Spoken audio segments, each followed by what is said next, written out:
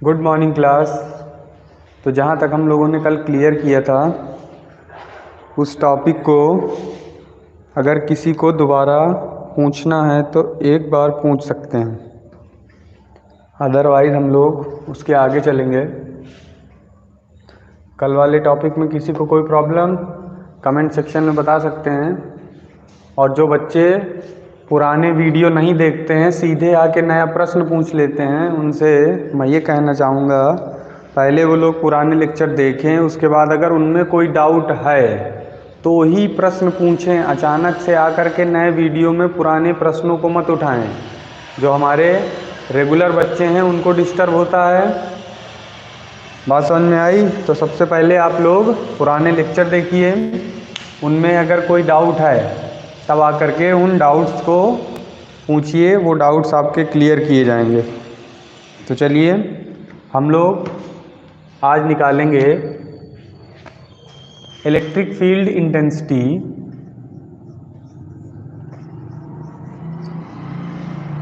Electric field due to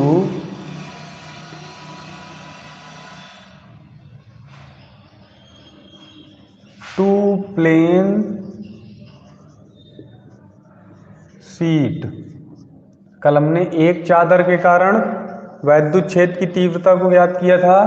आज हमारे पास दो चादर हैं, उनके लिए हमें वैद्युत क्षेत्र की तीव्रता का सूत्र ज्ञात करना है। तो हम लोग क्या करेंगे, कल हमने एक पूरी या तो पॉजिटिव या तो निगेटिवली, यानी या तो धनात्मक या तो ऋणात्मक, इन दोनों में से कोई एक चादर आप ले सकते हैं। आज हमें दो प्लेन शीट लेनी है, यानी हम पॉजिटिव भी लेंगे और निगेटिव भी लेंगे। तो हमने क्या किया, एक प्लेन शीट बना ली और इसकी जो लेंथ है बेटा ये डैश डैश डैश इनफाइनाइट तक, अपर साइड और लोअर साइड दोनों साइड्स में जो इसकी लेंथ है वो अनंत है और यह प्लेट पूर्ण रूप से धनात्मक है। तो हमने इस पर एक समान रूप से धनावेश वितरित कर दिया। तो ये आपका प्लस प्लस प्लस का सिंबल बना दिया। इसके पास इसी के जस्ट नियर एक दूसरी प्लेट है, इसकी भी जो लेंथ है वो इनफाइनाइट है। तो हमने इसको डैश डैश डैश इनफाइनाइट दिखा दिया, ये डैश डैश डैश इनफाइनाइट। और जो दूसरी प्लेट है बेटा ये निगेटिव है, तो हमने इसमें माइनस साइन बना दिया पूरी प्लेट में। तो ये हमारा minus minus minus minus minus minus. बात समझ में आ गई? अब हम आपको electric field lines of force पढ़ा चुके हैं, तो उसमें मैंने आपको बताया था कि जो वैद्युत बल रेखाएं होती हैं उनमें जो उनकी दिशा होती है वो प्लस से माइनस की ओर होती है।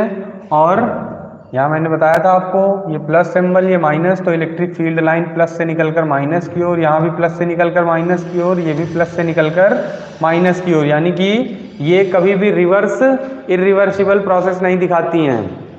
ठीक, यानी कि ये प्लस से माइनस की ओर तो जाती हैं लेकिन माइनस से प्लस की ओर नहीं जाती हैं। ये मैग्नेट में केवल प्रॉपर्टीज पाई जाती है। मैग्नेटिक लाइंस ऑफ फोर्स जो होती हैं उसमें आप नॉर्थ से साउथ आउटसाइड में जाएंगे और इनसाइड साउथ टू नॉर्थ आते हैं। तो हमने बताया कि प्लस से माइनस की ओर वैद्युत बल रेखाएं जाती हैं। दूसरा, जो पॉजिटिव चार्ज होता है उसमें डायरेक्शन आउटसाइड होती है, जो निगेटिव चार्ज होता है उसमें डायरेक्शन इनसाइड होती है, क्योंकि निगेटिव चार्ज किसी भी कण को, किसी भी सूक्ष्म धनावेश कण को अपनी ओर आकर्षित करने का गुण रखता है। मैंने प्रॉपर्टीज भी बताई थी वैद्युत बल रेखाओं में। और कोई भी धनावेश किसी सूक्ष्म धन आवेश को प्रतिकर्षित करने का गुण रखता है। जैसे वैद्युत बल रेखाओं में मैंने बताया था कि यदि कोई भी वैद्युत बल रेखा अपने से 90 डिग्री दूर हटने का प्रयास कर रही है तो वो प्रतिकर्षण बल को प्रदर्शित कर रही है। और अगर कोई भी वैद्युत बल रेखा झुकने का प्रयास कर रही है, लचकदार डोरी की तरह झुक रही है, तो वो आकर्षण बल को प्रदर्शित कर रही है। तो हम यहाँ पर दो प्लेट ले चुके हैं और इन प्लेटों के कारण हम इंटेंसिटी दिखाएंगे।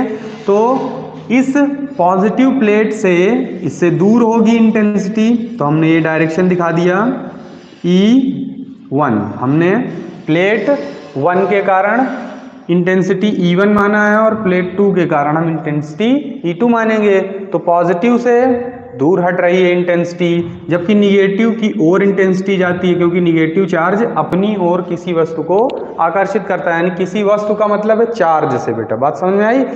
जब हम निगेटिव चार्ज रखेंगे तो वो छोटे छोटे पॉजिटिव चार्ज को अपनी ओर आकर्षित करता है। तो ये तो हो गया इनसाइड। सपोज दैट हमसे यहाँ बिंदु P है कोई, यहाँ पर हमसे पूछ ले कि इन दोनों प्लेटों के बीच में वैद्युत क्षेत्र की तीव्रता क्या होगी। ठीक, इसके बाद में पूछ सकता है आपसे कि इस बिंदु पर, यहाँ पर कोई बिंदु P मान लेगा, यहाँ पर वैद्युत क्षेत्र की तीव्रता बताइए। तो हम फिर से प्लस से दूर हटेगी, तो यहाँ हमने E1 दिखा दिया, और माइनस चार्ज की ओर होगी इंटेंसिटी, तो हमने यहाँ पर E2 दिखा दिया। फिर इस साइड भी पूछ सकता है इंटेंसिटी, तो यहाँ पर प्लस चार्ज से फिर दूर होगी, तो प्लस चार्ज से हमने E1 को दूर दिखा दिया, और माइनस चार्ज की ओर होगी इंटेंसिटी, तो हमने यहाँ माइनस चार्ज की ओर इंटेंसिटी दिखा दिया। इतना क्लियर हो गया? डायरेक्शन में कोई डाउट तो नहीं है? प्लस से दूर माइनस की ओर, प्लस से दूर माइनस की ओर, यहाँ भी प्लस से दूर और माइनस की ओर। तो E1 पॉजिटिव प्लेट की इंटेंसिटी है और E2 निगेटिव प्लेट की इंटेंसिटी है। इतना क्लियर हो गया?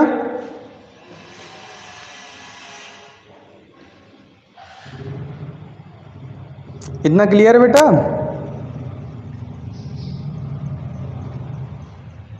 चलिए इसके आगे देखिए, डायग्राम अगर समझ में आ गया है तो हम लोग कल इसकी इंटेंसिटी निकाल चुके हैं, यानी किसी भी चादर के कारण हम वैद्युत क्षेत्र की तीव्रता निकाल चुके हैं। तो हम उसी सूत्र का प्रयोग करेंगे। कल हम लोगों ने चादर के कारण जो वैद्युत क्षेत्र की तीव्रता निकाली थी उसका सूत्र क्या आया था बेटा? कोई बता सकता है? E is equal sigma upon 2 epsilon not, और इसकी यूनिट क्या होती है? Newton upon coulomb. यही फॉर्मूला आया था कल जो हम लोगों ने प्रूफ किया था, E is equal sigma upon 2 epsilon not. अब यहाँ पर दो प्लेटें हैं, तो दोनों प्लेटों के कारण इंटेंसिटी निकालेंगे। अब जरा ध्यान से देखिए, ये जो प्लेटें आपको दिख रही हैं ये अनंत हैं, और ये जो डिस्टेंस है इन प्लेटों के बीच की, this is very very small. अगर हम इसको डेल्टा एक्स मान लें तो ये डेल्टा एक्स बहुत ही सूक्ष्म है। ये क्या है? ये अति सूक्ष्म है, और अति सूक्ष्म होने के कारण जो इसका इलेक्ट्रिक फील्ड होगा, इंटेंसिटी होगी, वो यूनिफॉर्म होगी। क्या होगी? यूनिफॉर्म इलेक्ट्रिक फील्ड होगी।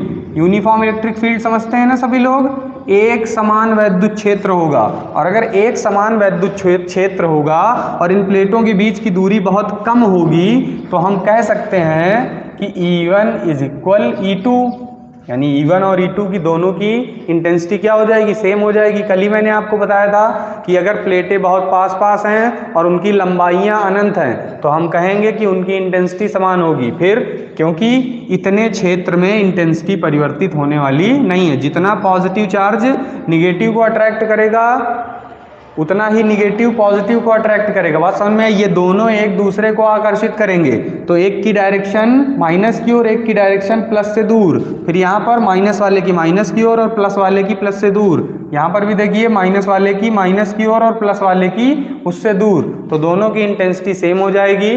तो यहाँ पर प्लस आवेश के कारण, यानी पॉजिटिव प्लेट के कारण, पॉजिटिव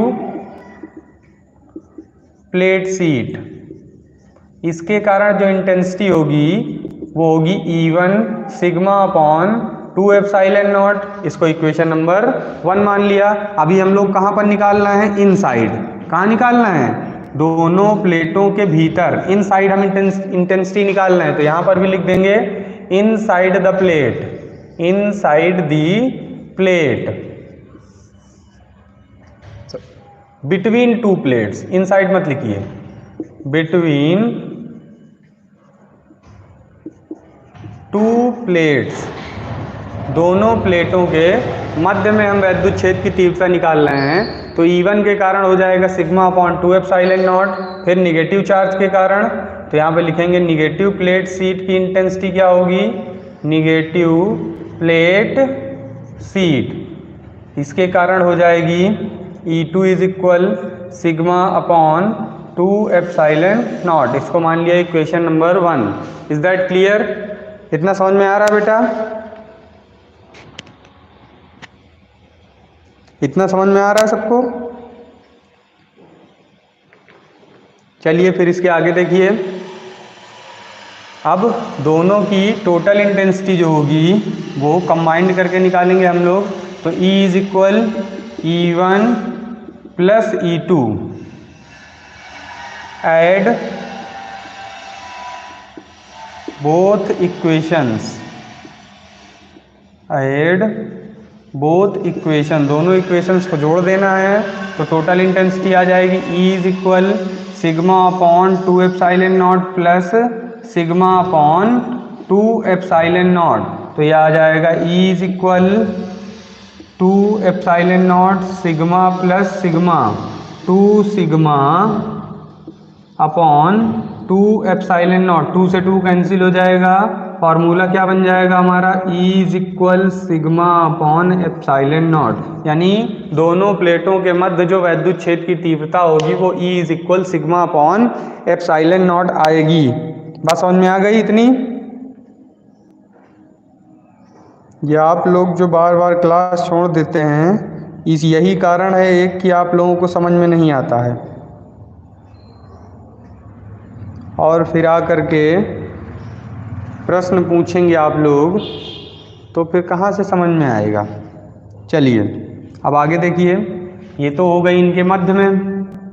अब एक चीज़ और, ये चीज़ें बार बार बताने वाली नहीं है। सिग्मा क्या है? इस प्लेट का सरफेस एरिया है, surface area density. Sigma is surface area density. बताया था मैंने कल। पृष्ठावेश घनत्व, तीन परिभाषाएं बताई थी आपको, रेखीय आवेश घनत्व, पृष्ठावेश घनत्व और आयतन पृष्ठावेश घनत्व। लीनियर डेंसिटी, सरफेस डेंसिटी और वॉल्यूम डेंसिटी, ये मैंने आपको कल ही बताई थी। तो इनकी परिभाषाओं को याद रखेंगे। अब ये तो हो गई मध्य में इंटेंसिटी। अब अगर आपसे पूछ ले कि इनके किनारों पर वैद्युत क्षेत्र की तीव्रता क्या होगी, तो ध्यान से देखिए, यहाँ और यहाँ जब बाहर इंटेंसिटी निकालेंगे तब क्या आएगा। तो इसके लिए हम ये इरेज करेंगे और दोबारा से डायग्राम को देखेंगे। चलिए देखिए ध्यान से।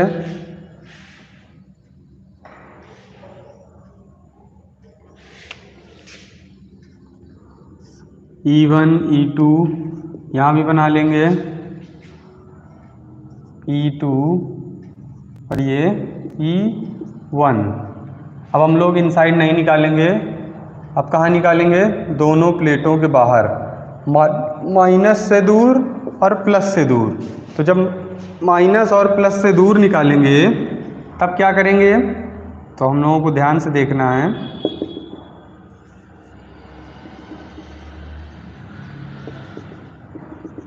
देखिए यहाँ पर कोई चार्ज आपको दिख रहा है। अगर हम लोग काल्पनिक गॉसियन पृष्ठ की कल्पना करते थे तो जो हमारा सिलेंडर बनता था वो यहाँ बनता था, यानी इस प्रकार सिलेंडर बनेगा ऐसे इसी के पास में। और अगर यहाँ कल्पना करेंगे तो यहाँ सिलेंडर बनेगा ऐसे। और ये दोनों पॉइंट जो हैं इस सिलेंडर के बाहर हैं। तो जहाँ पर चार्ज नहीं होता वहाँ पर इलेक्ट्रिक फ्लक्स नहीं हो सकता, और अगर इलेक्ट्रिक फ्लक्स नहीं होगा तो इंटेंसिटी होने का कोई सवाल नहीं है। तो अगर इन दोनों बिंदुओं पर पूछे तो यहाँ पर भी इंटेंसिटी क्या होगी? ज़ीरो, और यहाँ पर भी इंटेंसिटी क्या होगी? ज़ीरो, क्योंकि यहाँ पर कोई भी इलेक्ट्रिक फ्लक्स नहीं है। Is that clear? क्योंकि यहाँ पर चार्ज नहीं है, और अगर चार्ज नहीं है तो इंटेंसिटी नहीं होगी। क्योंकि आपने वैद्युत फ्लक्स की परिभाषा पहले ही पढ़ रखी है। वैद्युत फ्लक्स की डिफिनीशन याद है सभी को कि किसी बंद पृष्ठ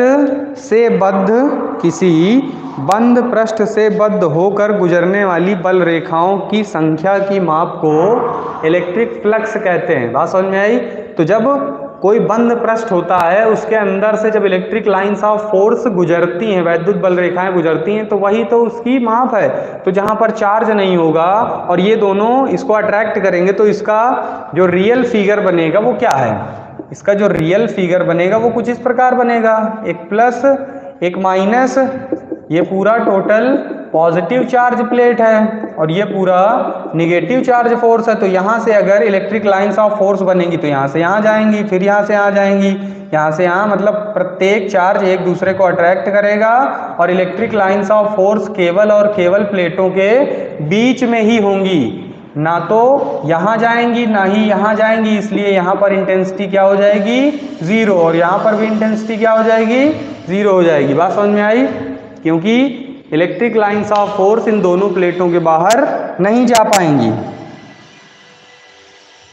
इज दैट क्लियर?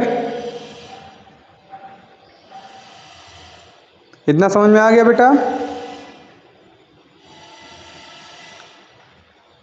आगे चलें।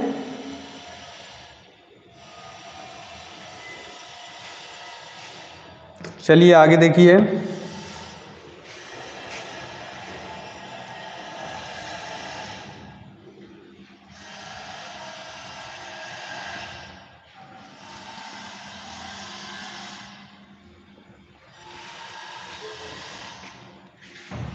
अब हम लोग इंटेंसिटी निकालेंगे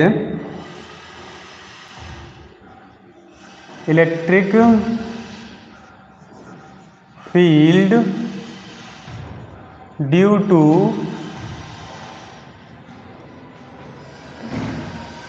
electric field due to uniformly charged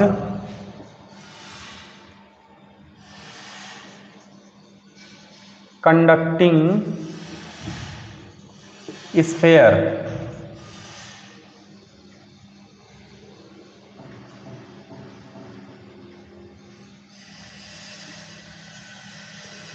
इस स्फेयर के कारण स्फेयर के बाहर आउटसाइड और इनसाइड दोनों जगह में इंटेंसिटी निकालेंगे। तो कैसे निकालेंगे, ध्यान से देखेंगे। सबसे पहले डायग्राम बनाएंगे इनसाइड के लिए। एक डायग्राम हमारा होगा इनसाइड के लिए और दूसरा डायग्राम होगा हमारा आउटसाइड के लिए। यानी इसको हम बोल सकते हैं केस फर्स्ट और इसको बोलेंगे केस सेकेंड। ये आउटसाइड के लिए, किसके लिए, आउटसाइड के लिए, और ये इनसाइड के लिए। तो ध्यान से देखेंगे। सबसे पहले डायग्राम बनाएंगे। मान लिया हमारे पास एक कोई गोला है जो टोटली चार्ज है और कंडक्टर है। तो जब कंडक्टर है तो इसके सरफेस पर क्या होगा, चार्ज ही चार्ज होगा।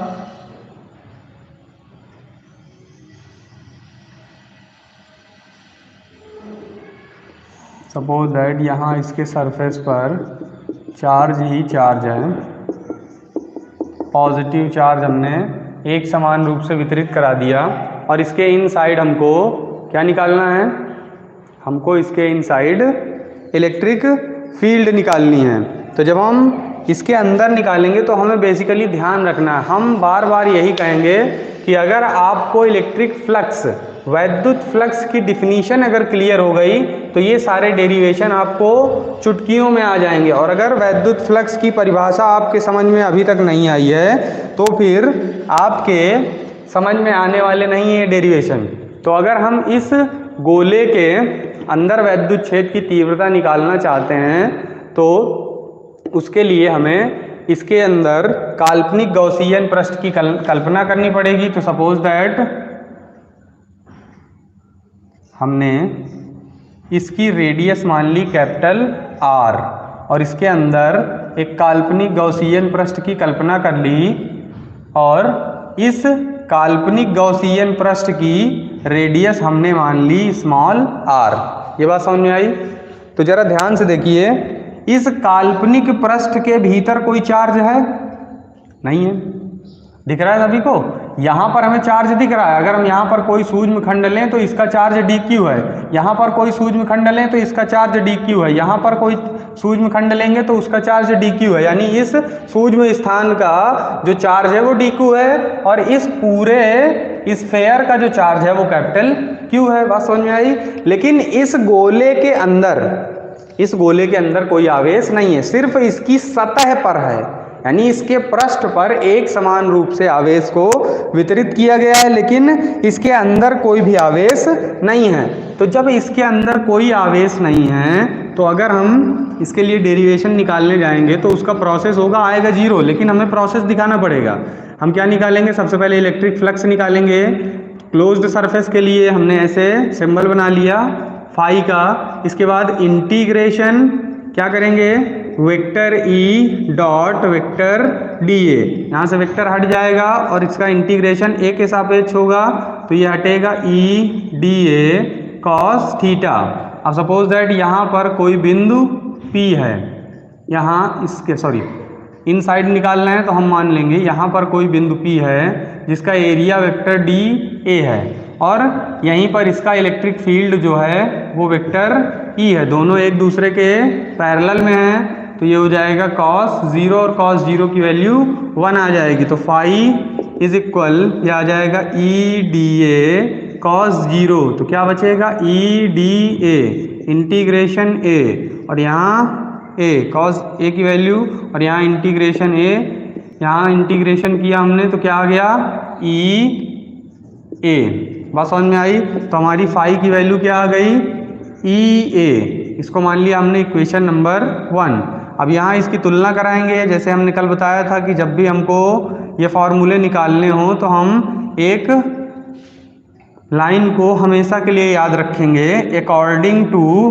गॉस थ्योरम, यानी हम गॉस थ्योरम का प्रयोग करेंगे। और गॉस थ्योरम क्या है कि किसी भी बंद पृष्ठ का कुल आवेश, किसी भी बंद पृष्ठ का कुल आवेश किसी भी बंद पृष्ठ का वैद्युत फ्लक्स उसके कुल आवेश का 1/ε0 गुना होता है, यानी टोटल इलेक्ट्रिक फ्लक्स उसके टोटल चार्ज का 1/ε0 टाइम्स होता है।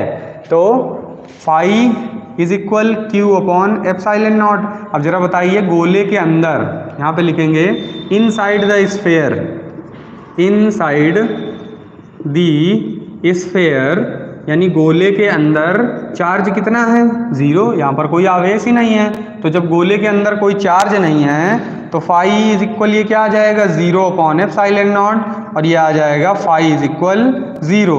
अब अगर फाई 0 है तो इसकी तुलना कराओगे तो क्या आएगा, ई भी तो 0 आएगा, यानी कि किसी भी चालक के भीतर वैद्युत क्षेत्र की तीव्रता 0 होती है। बात समझ में आई? यानी इनसाइड द स्फीयर अगर आप इलेक्ट्रिक फील्ड निकाल रहे हो तो वहां पर उसकी इलेक्ट्रिक फील्ड क्या हो जाएगी 0 हो जाती है। Is that clear? ये समझ में आ गया बेटा?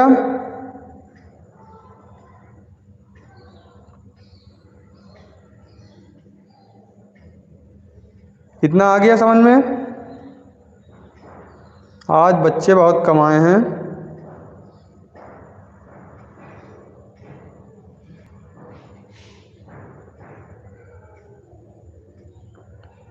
हाँ, तो इस प्रश्न का जवाब सुनिए शेर बहादुर जी कि किसी भी पृष्ठ पर अगर हमें इलेक्ट्रिक फील्ड निकालना है तो हम गॉसियन पृष्ठ की कल्पना क्यों करते हैं? बेटा इसका जवाब बहुत ध्यान से सुनिएगा। गॉसियन पृष्ठ की कल्पना इसलिए की जाती है क्योंकि हमें वहां से इलेक्ट्रिक लाइंस ऑफ फोर्स गुजारनी है। तो जरा ध्यान से देखना, बहुत ध्यान से देखना बोर्ड में कि अगर ये पॉजिटिव चार्ज है तो पॉजिटिव चार्ज की डायरेक्शन कहाँ होती है? आउटसाइड। तो जरा ध्यान से देखो, यहाँ पर जो पॉजिटिव चार्ज है इसकी डायरेक्शन बाहर की ओर, इसकी भी डायरेक्शन बाहर की ओर, इसकी भी डायरेक्शन बाहर की ओर, यहाँ भी बाहर, यहाँ भी बाहर और यहाँ भी बाहर, यानी जिस भी दिशा में आप लोगे इलेक्ट्रिक फील्ड ऑफ लाइंस की डायरेक्शन अपोजिट साइड जा रही है। इनसाइड द स्फीयर, गोले के अंदर कोई भी इलेक्ट्रिक लाइंस ऑफ फोर्स नहीं जा रही, तो जहां पर इलेक्ट्रिक लाइंस ऑफ फोर्स जाएंगी ही नहीं वहां पर इलेक्ट्रिक फील्ड कहां से होगा? बात समझ में आई?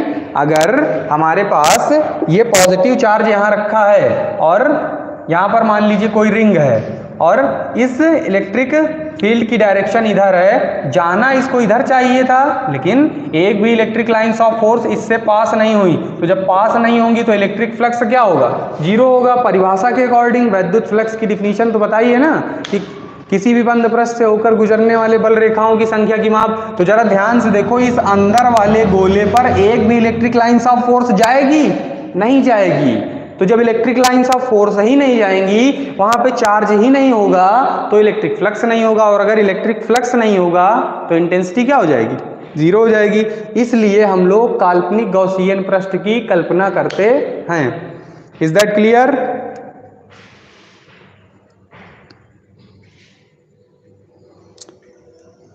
ये क्लियर हो गया शेर बहादुर जी? अगर ये क्लियर हो गया है तो आगे चलें।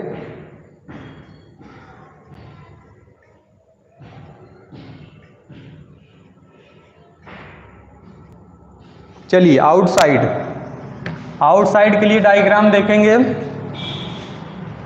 तो आउटसाइड के लिए क्या करेंगे, हम एक गोला बनाएंगे, ये हमारा गोला है, और इसके बाहर पॉजिटिव चार्ज एक समान रूप से वितरित किया गया। ये हमारा कंडक्टर है, और कंडक्टर की सतह पर एक समान रूप से धनावेश वितरित है। अब इसके बाहर किसी बिंदु P पर हमें वैद्युत क्षेत्र की तीव्रता निकालनी है, तो हमने एक काल्पनिक गॉसियन पृष्ठ की कल्पना की, और इस काल्पनिक गॉसियन पृष्ठ पर हमें वैद्युत क्षेत्र की तीव्रता चाहिए। तो यहाँ इस गोले की रेडियस जो है वो कैपिटल R है, और इसकी रेडियस क्या है, स्मॉल r है। ठीक, बात समझ में आई? तो अगर हमें यहाँ पर इंटेंसिटी निकालनी है तो जरा ध्यान से देखो, इस बार जो इसकी डायरेक्शन है बाहर बाहर बाहर बाहर, यानी इलेक्ट्रिक लाइंस ऑफ फोर्स गुजर रही हैं। बात समझ में आई शेर बहादुर जी? इस वाले चित्र में इलेक्ट्रिक लाइंस ऑफ फोर्स ऐसे, जरा देखो ध्यान से, अगर ये यहाँ ऐसे कोई गोला बना हुआ है, सपोज दैट, क्या दिखाएं, हाँ बोतल का ढक्कन देखिए आप, कि ये गोला बना हुआ है, और इस गोले के सतह पर यहाँ पर पूरा चार्ज है, और ये एक दूसरा गोला है काल्पनिक गॉसियन पृष्ठ। तो इलेक्ट्रिक लाइंस ऑफ फोर्स ऐसे ऐसे निकलेंगी चारों तरफ से। तो जब चारों तरफ से इलेक्ट्रिक लाइंस ऑफ फोर्स निकलेंगी तो इस बार इलेक्ट्रिक फ्लक्स जा रहा है, और जब इलेक्ट्रिक फ्लक्स गुजरेगा तो वहां पर इलेक्ट्रिक लाइंस ऑफ फोर्स बढ़ेंगी, और जैसे ही इलेक्ट्रिक लाइंस ऑफ फोर्स बढ़ेंगी वैसे ही वहां पर वैद्युत क्षेत्र उत्पन्न हो जाएगा। बात समझ में आई?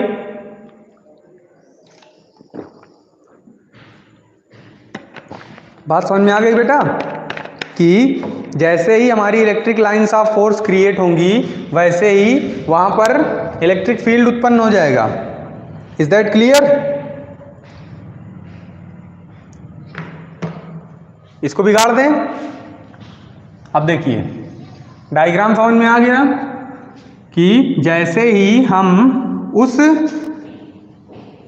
पॉजिटिव चार्ज के बाहर काल्पनिक गॉसियन पृष्ठ की कल्पना करेंगे तो यहाँ पर जो इसका सूक्ष्म क्षेत्रफल का घटक हो जाएगा वो वेक्टर dA हो जाएगा, और यहाँ पर जो इसकी इंटेंसिटी होगी वो वेक्टर E हो जाएगी। तो हम यहाँ पर सेम वही प्रोसेस करेंगे कि अब ये डेरिवेशन दो प्रकार से हो सकता है, दोनों प्रकार से ध्यान से समझेंगे, और दोनों सूत्र अलग अलग टाइम्स में अलग अलग जगह यूज किए जाते हैं, न्यूमेरिकल्स में अलग, और अगर बोर्ड पेपर में वो सूत्र पूछा जा रहा है कि इसके लिए डेरिवेशन करिए तो वो करेंगे, और अगर इसके लिए पूछे तो ये करेंगे। बात समझ में आई?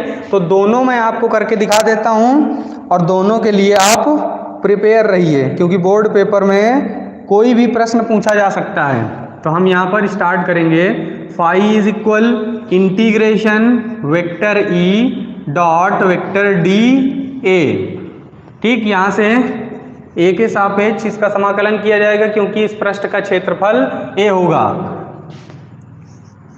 फाई इज इक्वल वेक्टर हटेगा E dot dA cos theta, और अभी अभी मैंने बताया है कि कॉस 0 1 हो जाएगा, क्योंकि दोनों एक ही डायरेक्शन में हैं, और यहाँ पे इंटीग्रेशन लगा हुआ है A। Phi is equal E constant है बाहर आ जाएगा, dA का समाकलन A आ जाएगा, और cos 0 की वैल्यू 1, तो इसको मान लेंगे equation number 1।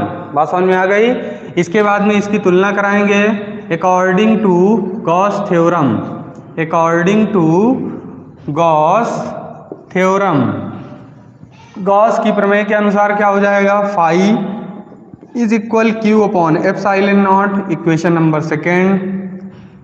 Compare these equations, compare these या कंपेयर बोथ इक्वेशंस, दोनों की तुलना करा दीजिए एक दूसरे से, तो क्या आ जाएगा, EA is equal Q upon epsilon not. अब जरा ध्यान से देखिए, डेरिवेशन यहीं से चेंज होगा। एक बार हम इसे इस तरीके से करेंगे, दूसरी बार इस तरीके से करेंगे और दोनों बार यहीं से स्टार्टिंग होगी। बात समझ में आई? दोनों बार स्टार्टिंग कहाँ से होगी? यहीं से होगी, इसी पॉइंट से होगी। तो एक बार ये पॉइंट यहाँ लिख लिया, तो इसको हमने इक्वेशन नंबर क्या मान लिया?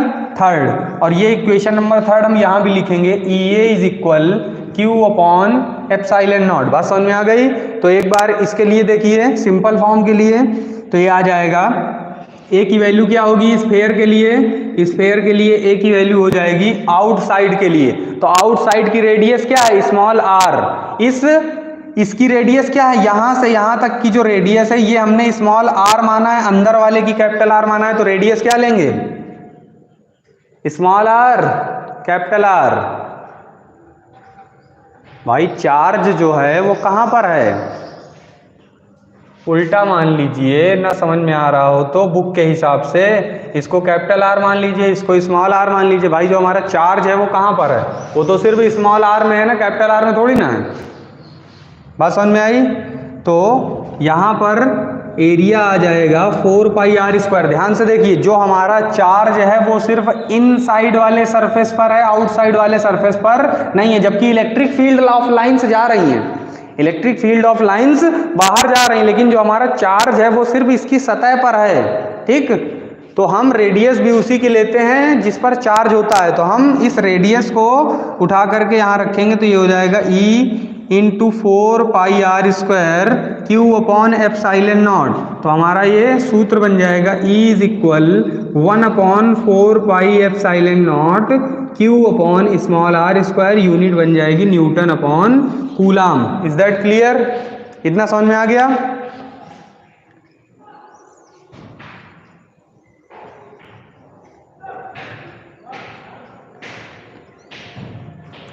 बात समझ में आ गई?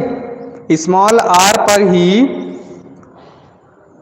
हमारी जो इंटेंसिटी होगी वो सिर्फ स्मॉल आर पर होगी, क्योंकि सतह पर ही आवेश है। अब जरा ये तो हो गया एक तरीका। दूसरा तरीका जो बोर्ड पेपर में पूछा जाता है, फिर इक्वेशन थर्ड से स्टार्ट करेंगे। इक्वेशन थर्ड तक डेरिवेशन सेम है, चेंजमेंट कहाँ से होगा? इक्वेशन थर्ड से ही होगा। तो जो मैंने आपको कल एक डिफिनीशन बताई थी इसके लिए, surface area density, surface area density क्या बताया था मैंने? Q अपॉन ए, यानी कूलाम अपॉन मीटर स्क्वायर। ये मैंने आपको सरफेस एरिया डेंसिटी बताई थी। तो अगर इसको ए के फॉर्म में चेंज किया जाए तो ये आ जाएगा Q इज इक्वल सिग्मा ए। बात समझ में आई? तो इस Q की जगह हम लिख सकते हैं सिग्मा ए। अब सिग्मा ए किसके लिए लिया जाएगा? सिग्मा ए लिया जाएगा आउटसाइड के लिए। तो आउटसाइड वाले की रेडियस क्या है? Capital R. ए लिया जाएगा अंदर वाले सरफेस के लिए, लेकिन जब हम क्यू की वैल्यू रखेंगे सिग्मा ए तो वहां पर हम किसके लिए लेंगे?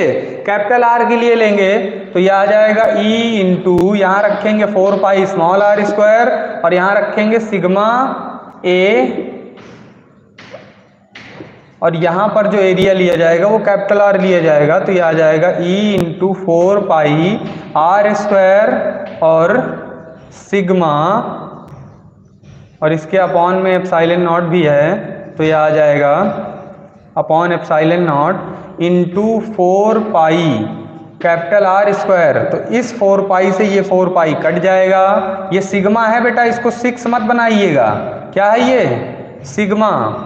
तो इसको ठीक से बनाइएगा, यहाँ पे सिग्मा इंटू ए और यहाँ पे भी सिग्मा है।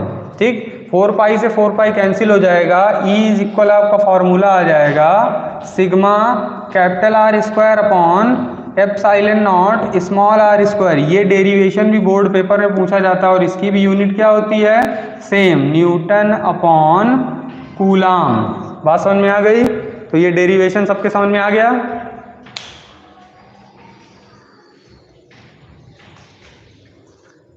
ये बात सबके समझ में आ गई बेटा? इतना क्लियर है?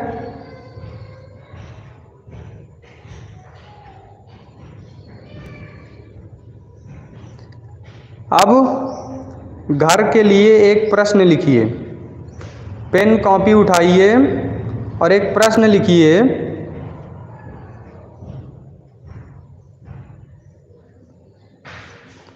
शेर बहादुर जी बता रहे हैं अभी आपका प्रश्न, पहले हमारे द्वारा बोला गया एक प्रश्न लिखिए। हम प्रश्न बोल रहे हैं उसको लिखिए। एक रिंग के लिए एक रिंग से डायग्राम बना लीजिए और प्रश्न हम आपको बोले दे रहे हैं। एक रिंग से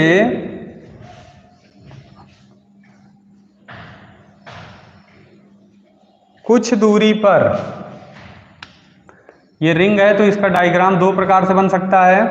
सपोज दैट ये कोई रिंग है और यहाँ से कुछ दूरी पर, तो कुछ दूरी पर बिंदु P है और यहाँ से यहाँ की डिस्टेंस क्या है, स्मॉल x मान लीजिए, x, ये हमने x मान लिया और इसकी रेडियस मान ली कैपिटल R। तो हमको बिंदु P पर इलेक्ट्रिक फ्लक्स निकालना है, फाई की वैल्यू फाइंड करनी है। बात समझ में आई? ये हमको फाइंड करना है, फाई की वैल्यू हमको फाइंड करनी है। किसके लिए? बिंदु P पर। ठीक, बात समझ में आई?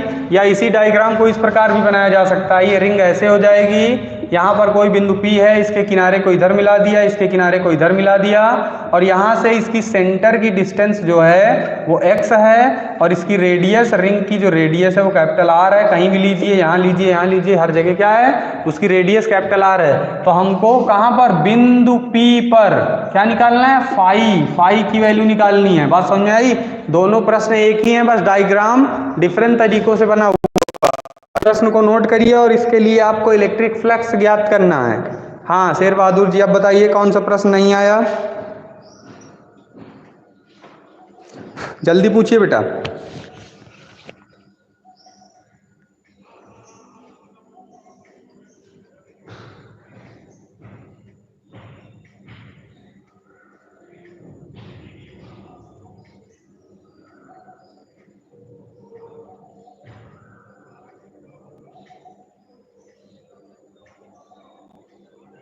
जल्दी पूछिए बेटा, कौन सा प्रश्न पूछना है। और कल दो डेरिवेशन बताएंगे, एक नॉन कंडक्टिंग स्फेयर के लिए और दूसरा प्रूफ बताएंगे कैसे हम गॉस थ्योरम की सहायता से कूलाम के नियम का निगमन कर सकते हैं। बोर्ड पेपर में बहुत पूछा जाता है कि हम कूलाम के नियम की सहायता से, सॉरी गॉस थ्योरम की सहायता से हम कैसे कूलाम के नियम का निगमन करें।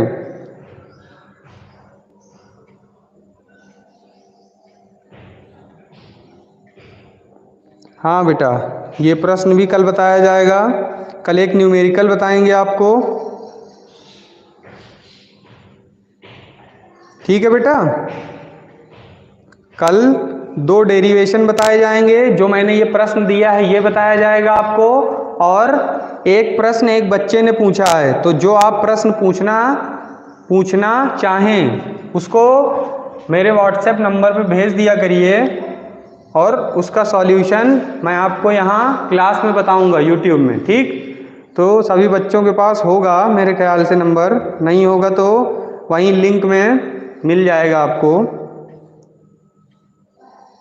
क्लियर है? आज का लेक्चर यहीं समाप्त किया जाता है। कल दो डेरिवेशन बताए जाएंगे और क्या बताया जाएगा बेटा, एक न्यूमेरिकल जो मैंने आपसे पूछा है अभी, और एक न्यूमेरिकल एक बच्चे ने पूछा है वो। क्लियर बेटा? चलिए आज की क्लास यहीं फिनिश की जाती है।